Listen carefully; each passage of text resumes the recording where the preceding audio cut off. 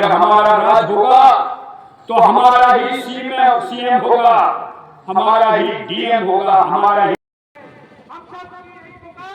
पृथक बुंदेलखंड राज्य की मांग को लेकर बुंदेली स्वाभिमानी यात्रा की शुरुआत हो चुकी है। इस मौके पर बुंदेलखंड विकास बोर्ड के उपाध्यक्ष व सिने स्टार राजा बुंदेला ने कहा कि समय आ गया है कि लोग एक होकर अलग बुंदेलखंड राज्य की मांग करें। उन्होंने कहा है कि हर बार हमें सिर्फ छला गया है, लेकिन अब ना तो हम छले जाएंगे और ना ही ठगे जाएंगे। आप पढ़ते होंगे बुंदेलखंड बुंदेलखंड, ये आपको केवल किताबों में लिखा होता है, आपका बुंदेलखंड है नहीं।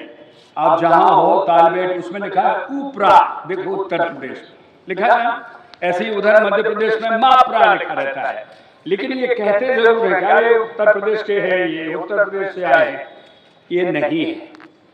अंग्रेजों के समय में जब आप पढ़े लिखे हैं आप देखेंगे तो बुंदेलखंड था, उसके पहले मुगलों के समय में बुंदेलखंड था, और फिर हमारे बुंदेलखंड को दो भागों में बांट के इन्होंने उत्तर प्रदेश और मध्य प्रदेश बना दिया। इसलिए बनाया, ये भी समझ लो, तुम जब आगे बढ़ोगे तो आज के दिन को याद रखोगे कि कोई आदमी तुमसे ये बात कह के गया, क्योंकि इनको लग रहा था कि अगर बुंदेलखंड राज्य होगा तो यहाँ पर हमारा कानून, यहाँ पे हमारा दबदबा नहीं होगा। इस राज्य को बांट के दो भागों में कर दो तो यहाँ की बालू, यहाँ का 7 नदियों का पानी, यहाँ के पहाड़, यहाँ की बिजली ये अपने साथ ले जाएंगे। आप अपने दादा अगर हैं तो उनसे पूछना कि 25 साल 50 साल पुराना बुंदेलखंड क्या था दादा, हमें बताओ, तो वो कहेंगे बेटा यहाँ दूध दही की नदियां बहती थी, आज दूध दही तो क्या पानी की नदियां भी सूख गई। तो हम जिस आंदोलन को लेके आए हैं, ज्यादा नहीं इसमें बोलूंगा, हम यही चाहते हैं कि हमारा बुंदेलखंड हमें पुनः वापस मिले, इन 7 नदियों के पानी पर हमारा हक हो, हमारे बच्चों का भविष्य हो। एक बात बताइए, जो बच्चे नोएडा में पढ़ रहे हैं, जो लखनऊ आगरा में पढ़ रहे हैं, उनकी और तुम्हारी पढ़ाई क्या समान है? एक ही होगी ना, जो 8वां है जो 8वीं है एक ही होगी। लेकिन क्या जब कंपटीशन होता है तो क्यों नोएडा के बच्चे को सबसे ज्यादा वो मिलती है प्राथमिकता? क्योंकि उन्होंने अपने रहन सहन के स्तर को इतना ऊपर उठा दिया है, वो शहरों के करीब हैं। शहर में जो ग्लैमर है, जो चकाचौंध है, उस चकाचौंध को उन्होंने ओढ़ लिया है। हम गांव के देहात के लोग लखनऊ पहुंचने में हमें 2 दिन लगते हैं, हम किसी मुकदमे में भी जाते हैं तो 4 दिन लगते हैं। हमें उन्होंने असामान्य कर दिया, सामान्य होने के बावजूद भी असामान्य हुए, और उसकी वजह से हमारी शिक्षा पीछे हो गई है।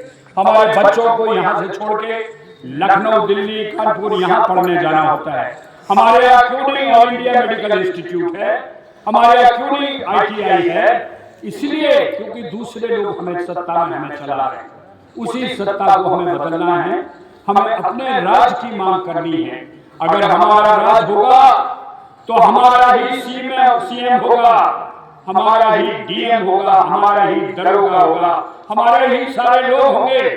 हमें झांसी लखनऊ, हमें झांसी में राजधानी अगर मिल गई तो लखनऊ जाने की जरूरत नहीं है। हम रोज अपने विधायक से, रोज अपने सांसद से 2-3 रोज में हम अपने मुख्यमंत्री से मिल पाएंगे और अपनी समस्याओं को बता पाएंगे। लेकिन अभी 403 विधानसभा के सदस्य हैं, उसमें केवल 19 सदस्य बुंदेलखंड के। 403 में 19 क्या कर लेंगे आप हमें बताइए? लेकिन जब तुम्हारा बुंदेलखंड होगा तो तुम्हारे भी सदस्य 70-80 होंगे, तो वो 70-80 फैसला करेंगे कि तुम्हें बुंदेलखंड में क्या चाहिए। कुछ नहीं करना है आप लोगों को, अपने घर पर जाके केवल इतना करना है कि अपने घर के दरवाजे पे वो हमें घंटी दे के अब ज्यादा मत बोलो, घंटी बज गई, बस खत्म करेंगे तुम बोला। उस पर लिखना है, यहाँ शुरुला लिखा होता है, वहां पर बीच में आपको लिखना है जय जय बुंदेलखंड। हर बच्चा अगर अपने घर में ये बात लिखेगा तो आगे ये आपकी बात दिल्ली लखनऊ पहुंचेगी। दूसरा, आप फोन पर जब बात करते हैं, आप अगर कभी बॉम्बे गए होंगे, महाराष्ट्र में गए होंगे, तो महाराष्ट्र वाला नमस्कार नहीं बोलता है, जय महाराष्ट्र। और बताओ जी, अपने प्रदेश का नाम लेता है, ना हाय ना हेलो, वो सब नहीं बोलता है, जय महाराष्ट्र। इसी तरह मैं आपसे कहता हूँ, जब आप अपने फोन पे किसी से बात करें तो आप जयराम जी बोलिए, जय श्री राम बोलिए, जो बोलते हैं वो बोलिए।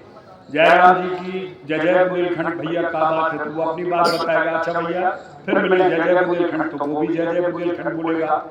एक कन्वर्सेशन में, एक वार्तालाप में आप 4 बार बुंदेलखंड की बात कर रहे हैं। और ये मानना है कि अगर बहुत सारी बातें अगर होती हैं तो वो ब्रह्मांड आकाश में पहुंचती है। जब आकाश में कोई बात पहुंचती है तो ईश्वर उसको मानता है।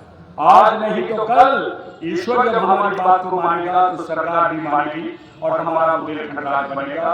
मैं आपसे बिल्कुल हिम्मत से, मन से और अपने दिल से धन्यवाद देता हूँ प्रधानाचार्य जी को, संदीप जी को, उपाध्याय जी को, कि उन्होंने इतना हमारे साथ इतना स्वर्णिम मुझे मौका दिया कि आपसे बात करने का। मैं अपने साथियों का परिचय करा दूं।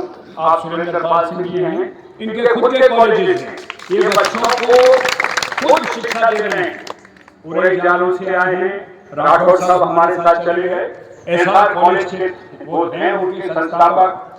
आप हमारे साथ प्रताप सिंह बुलेला जी हैं, किसानों के बहुत बड़े नेता हैं और किसानों की अच्छाई के लिए, उनकी बुरे दिन दूर हम उसके लिए लड़ रहे हैं।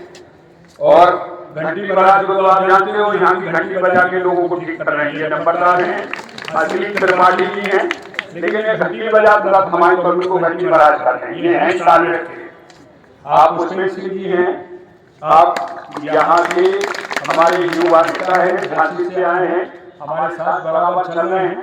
सोनू सिंह जी जो कैमरे का काम कर रहे हैं, हमारा कैमरा में चला गया, उसकी नानी की तबीयत खराब है तो नानी की तबीयत ठीक करा के आएंगे, लेकिन सोनू सिंह हमारे संयोजक है। बाकी ये जो घूम रहे हैं ये तेज बहादुर सिंह हैं, बड़ी अच्छी कविता सुनाते हैं, अगर आपने सुन ली तो फिर 1 महीने आप बेहोश मिलेंगे। दूसरा कभी बुलाना पड़ेगा गीत कविता से निकालने के लिए, हैं? 2 आदमी वो आश्रय सिंह जी हैं, देखिए अभी पूड़ियां बाहर निकल रही पेट से। हमारे पूरे संयोजक हैं, ये हमारे प्रधान हैं, खड़े हो जाओ, कैसा बोलते प्रधान जी हैं, युवा प्रधान, और ये हमारे शीतल भाई है।